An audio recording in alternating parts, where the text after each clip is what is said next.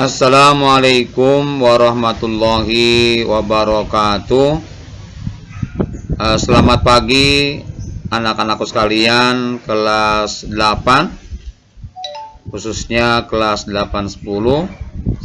Alhamdulillah pada pagi hari ini kita dapat berjumpa kembali dalam pembelajaran jarak jauh atau pembelajaran dari rumah di semester genap, anak-anak sekalian.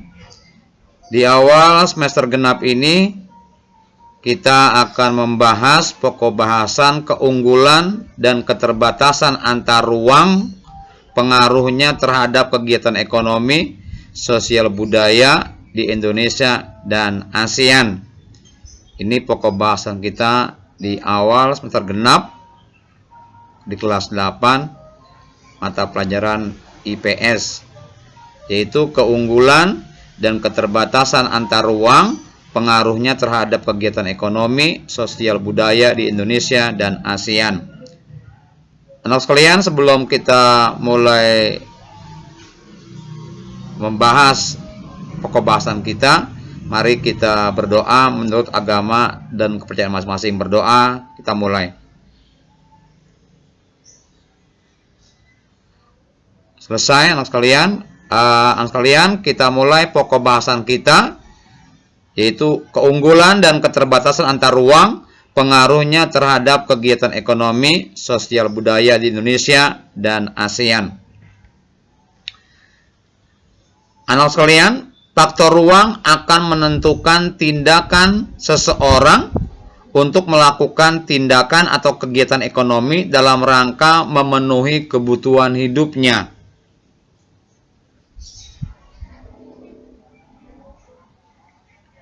Ketergantungan antar ruang akan tetap terjadi manakala manusia tetap berinteraksi dalam ruang tersebut. Di sisi lain, interaksi antar ruang itu sendiri berlangsung dalam 3 bentuk. Jadi, interaksi antar ruang itu berlangsung dalam 3 bentuk. Yang pertama, ada yang namanya mobilitas penduduk, pergerakan penduduk. Yang kedua, komunikasi antar manusia. Kemudian yang ketiga adalah transportasi. Anak sekalian, dampak atas adanya ketergantungan antara ruang antara lain, ini dampak, lebih tepatnya dampak positifnya adanya ketergantungan antar ruang. Yang pertama, terjadinya pemerataan dalam pemenuhan sumber daya alam. Yang kedua, meningkatnya kesejahteraan masyarakat. Yang ketiga, terjalinnya kerjasama yang lebih erat. Yang keempat, stabilitas ekonomi dan politik tetap terjaga dengan baik. Ini barangkali kalau kita mau pilah-pilah, ini adalah dampak positif dari ketergantungan antar ruang. Sedangkan dampak negatifnya apa? Ya, yang pertama, terjadinya persaingan yang tidak sehat antara satu pihak dengan pihak lain yang melakukan interaksi antar ruang. Kemudian lagi adanya yang namanya isolasi atau pembatasan mengenai ekspor dan impor. Juga yang ketiga, mungkin adanya pelarangan masuknya produk luar ke dalam negeri dan lain sebagainya. Itu mungkin dampak negatifnya. Kemudian kita lanjut anak sekalian.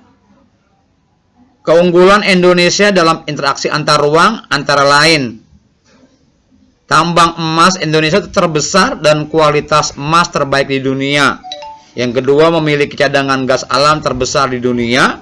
Yang ketiga, terdapat hutan tropis terluas di dunia. Yang keempat, volume aliran air tawar terbaik. Ketiga, setelah Brazil dengan Amazonnya dan Kanada.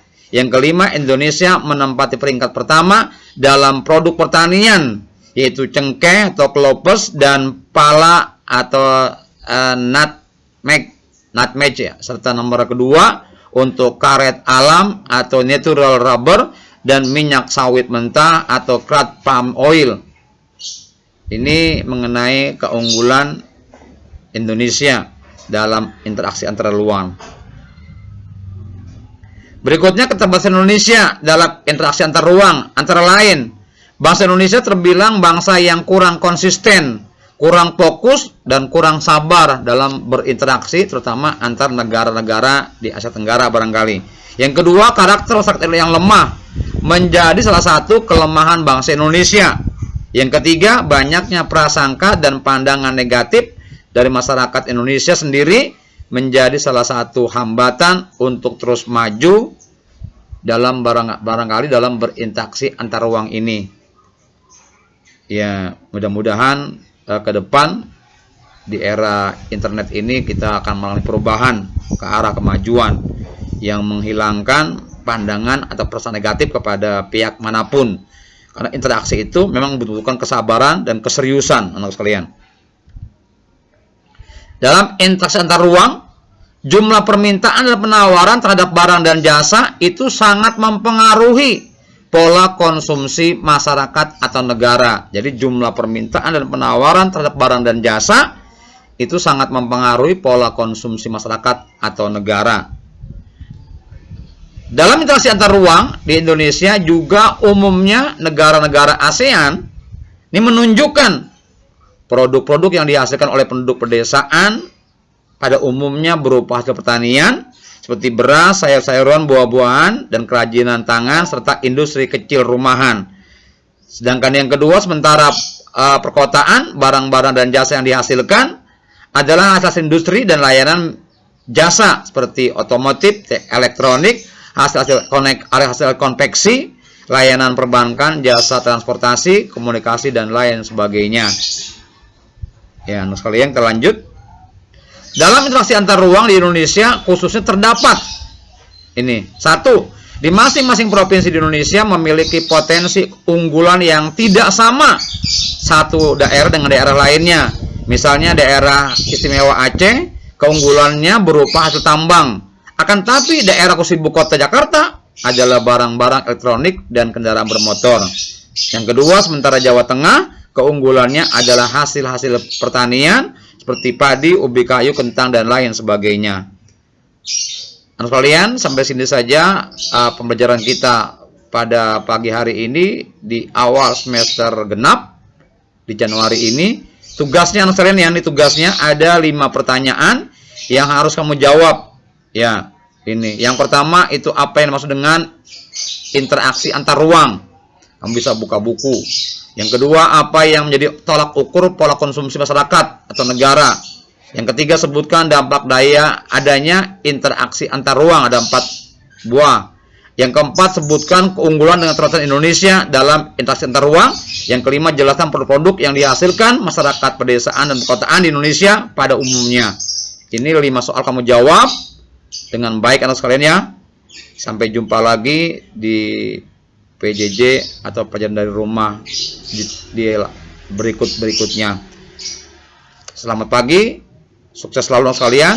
Sampai jumpa lagi sekali lagi di pertemuan berikutnya. Akhir kata Bapak ucapkan, Assalamualaikum warahmatullahi wabarakatuh.